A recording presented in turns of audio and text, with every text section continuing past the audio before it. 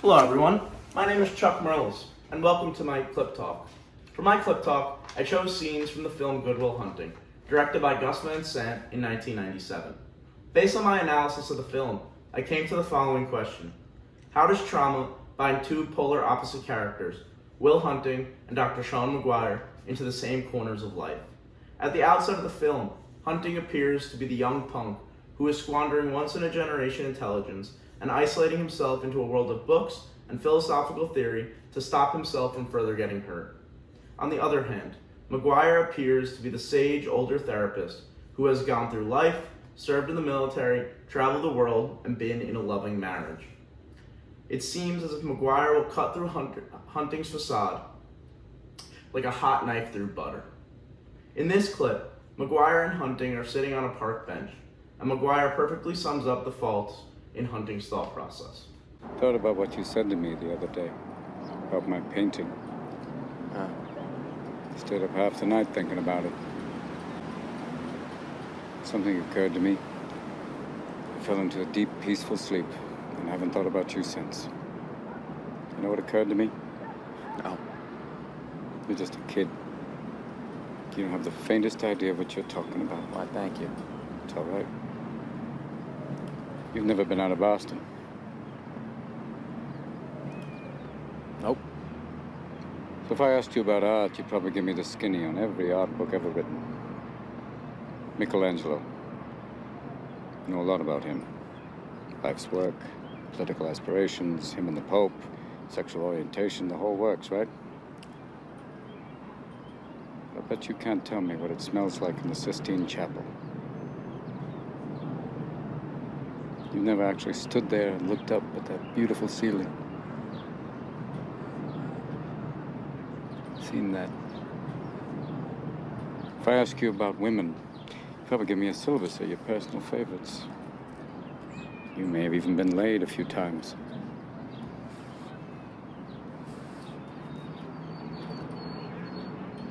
But you can't tell me what it feels like to wake up next to a woman and feel truly happy. You're a tough kid.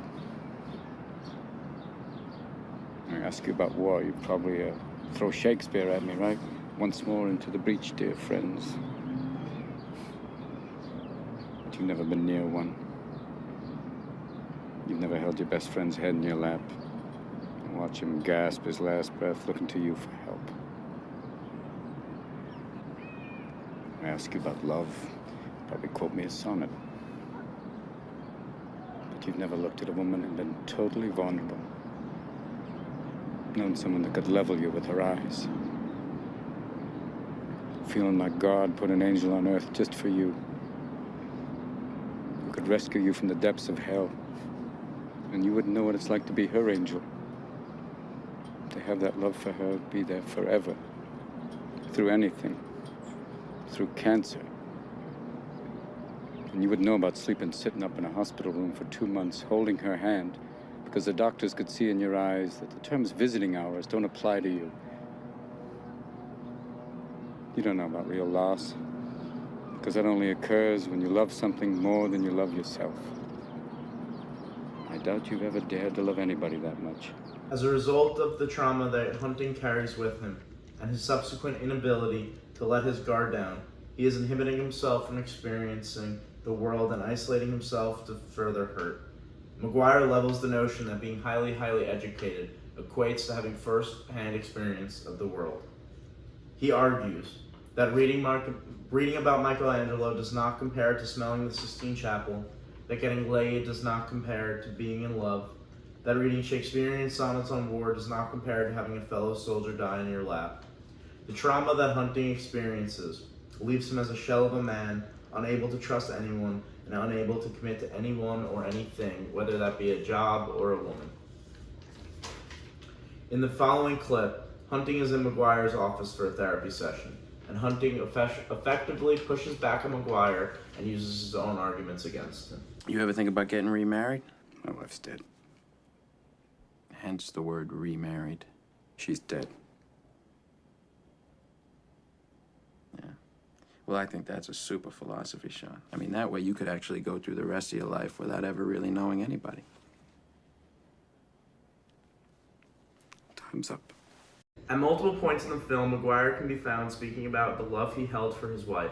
He goes into detail about how he first met her, how he loved her imperfections as much as her perfections, how he cherished the role of being her caretaker when she fell ill, and how they were soulmates.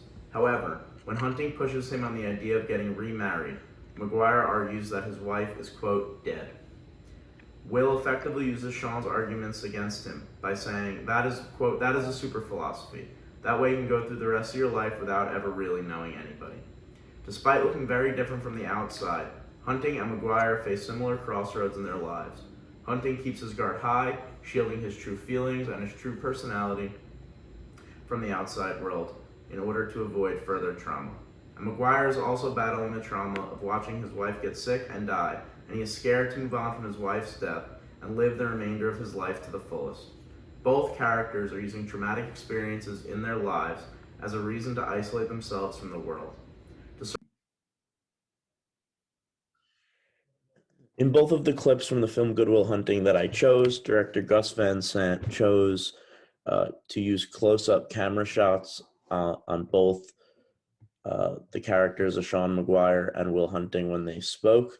While this could be a coincidence, I do not believe that it was. Both characters throughout the movie are dealing with heavy trauma that they have spent their entire lives running and hiding from. And the close-up shots, in my opinion, was to symbolize that there's nowhere left for both of the characters to run to or to hide from. To circle back to the question I asked at the top of the clip talk, how does trauma bind these two characters together?